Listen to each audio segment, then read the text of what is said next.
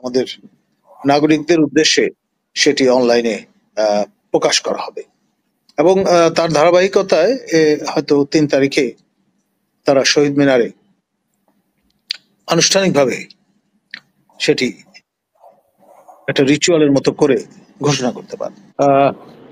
একেবারে কোনো ধরনের নির্বাচন না হওয়ার চাইতে গণভোট হওয়াটাও এক ধরনের আমি বলবো সাধারণ নির্বাচনের দিকে অগ্রসর হবার একটি ধাপ হতে পারে। আপনার সেনাবাহিনীর পক্ষ থেকে যদি আপনার শীর্ষ নেতৃত্ব এনসিপি তাদেরকে গোপালগঞ্জে প্রোটেকশনটা না দেয়া হতো তাহলে তাদের জীবন সংশয় মতো একটা পরিস্থিতি তৈরি হয়েছিল। তো সুতরাং সেই কৃতজ্ঞতা বোধ থেকে আমার ধারণা সার্জিস আলম এমনটি বলেছেন এবং সেটি অত্যন্ত স্বাভাবিক এবং লজিক্যাল সেই দৃষ্টিকোণ থেকে দেখলে। আর হাসনাত আব্দুল্লাহ আগে যে বক্তব্যগুলো রেখেছিলেন সেটি আমার ধারণা ইমোশনালি চার্জ হয়ে তিনি কথাগুলো বলেছিলেন এবং সেখান থেকে পরে রিট্রিট করেছেন। তো সেই জন্যে এটা আপনার সেই পার্সপেক্টিভে দেখাটা ভালো। আমাদের হাই রিপ্রেজেন্টেটিভ রোহিঙ্গা বিষয়ক এবং মাননীয় নিরাপত্তা উপদেষ্টা খলিলুর রহমান তিনি যুক্তরাষ্ট্রে এই বিষয় নিয়ে, যেহেতু এটা তার স্পেশালাইজেশন বলতে পারেন বা এই স্পেসিফিক অ্যাসাইনমেন্ট তাকে দেয়া আছে এবং মার্কিন স্বার্থ সংশ্লিষ্টতাও আছে বিষয়টা নিয়ে, আপনার বিশেষ করে বার্মা অ্যাক্ট আপনার প্রণীত হওয়ার পর থেকে। তো ফলে আপনার সেটি আমার ধারণা অত্যন্ত স্বাভাবিক লজিক্যাল একটা বিষয়।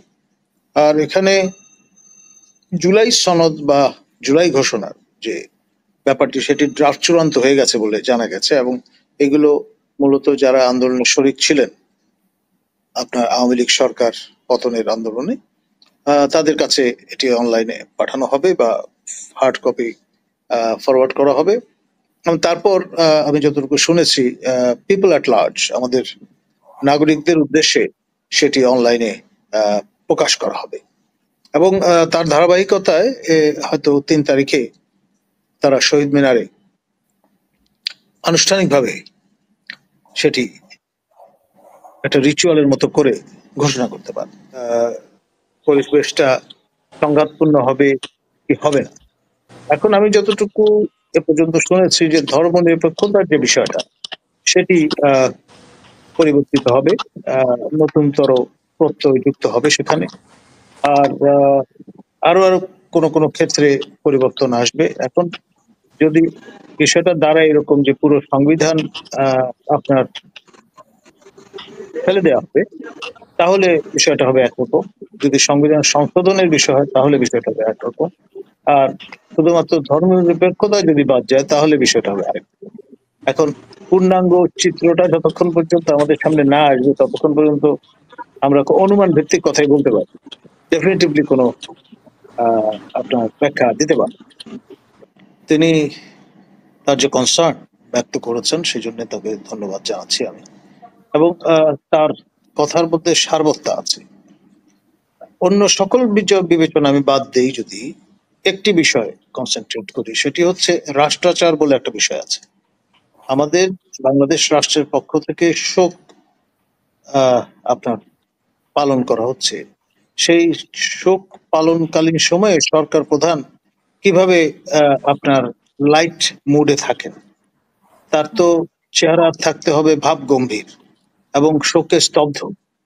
সেখানে আপনার এই যে পানীয় সহযোগে হাসি তামাশা করা, এটি আসলে আমাদের মাসুম বাচ্চাদের রক্তের ওপর হেঁটে যাওয়ার শামিল, এটি কোনোভাবেই আপনার অ্যাকসেপ্টেবল নয়। আমি তো মনে করি আমাদের মাননীয় সরকার প্রধান মাননীয় প্রধান উপদেষ্টা professor doctor Yunus Nobel laureate, তার উচিত হবে এই আচরণের জন্য জাতির কাছে ক্ষমা চাওয়া আনুষ্ঠানিকভাবে, এবং বিশেষ করে যারা সন্তান হারিয়েছেন তাদের বাড়ি বাড়ি যাওয়া এবং পার্সোনাল অ্যাপোলজি প্রদান। বিষয়টা নিয়ে কোন রকম অ্যাপোলজি আমরা দেখিনি এবং এটি এখন গণদাবিতে রূপান্তরিত হচ্ছে। আপনি যে কনসার্ন ব্যক্ত করেছেন সেইটার ব্যাখ্যা আমি অবশ্যই আপনাকে দেব।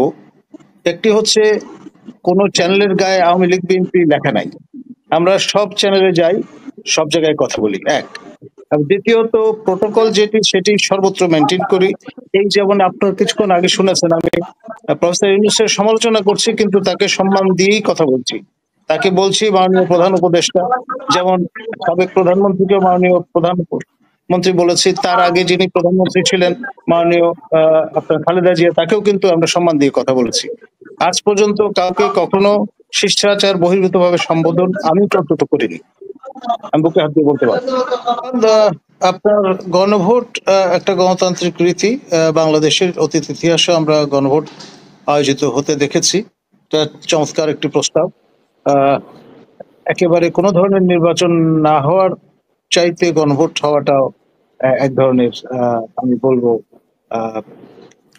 সাধারণ নির্বাচনের দিকে অগ্রসর হবার একটি ধাপ হতে পারে। এটা কালেকটিভ ফেলিওর, আমাদের সবারই কম বেশি দায় এবং দায়িত্ব আছে সাধারণ নাগরিক হিসেবে, আপনার আমার, আমরা এখানে যারা যুক্ত আছি সবার।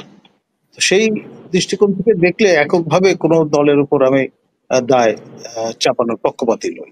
মূলত আওয়ামী লীগের সাবেক অনারেবল মেম্বার অফ পার্লামেন্ট কিংবা অনারেবল মিনিস্টার্স, তাদের প্রায় 110 জনের বেশি নেতৃবৃন্দ, তাদেরকে কেরানীগঞ্জে অবস্থিত যে অত্যাধুনিক ভবন সমৃদ্ধ জেলখানা, সেখানে সংগত করা হয়েছে। এটা নিয়ে দুই ধরনের আশঙ্কা ব্যক্ত হতে শুনেছি আমি। একটি হচ্ছে ৩রা নভেম্বর 1975-এ যেরকম 4 শীর্ষ নেতাকে আপনার জেলখানার ভেতর মেরে ফেলা হয়েছিল, সেরকম একটা নতুন ধরনের ডিজাস্টার হতে পারে। আর এর আরেকটি দিক হতে পারে যে আপনার খন্দকার মোশতাক ক্ষমতা গ্রহণের পরে পার্লামেন্ট মেম্বারদের নিয়ে বসেছিলেন, সেরকম একটা কিছু কনভিন করা হতে পারে রিফর্মড আওয়ামী লীগ গঠনের অংশ হিসেবে। এবং যদি নেতৃবৃন্দ রাজি হন, তাহলে ইনক্লুসিভনেসের যে শর্তটি আন্তর্জাতিক সম্প্রদায়ের পক্ষ থেকে হাজির করা হচ্ছে, সেটি পরিপূরণে এই ধরনের উদ্যোগ কাজে লাগতে পারে।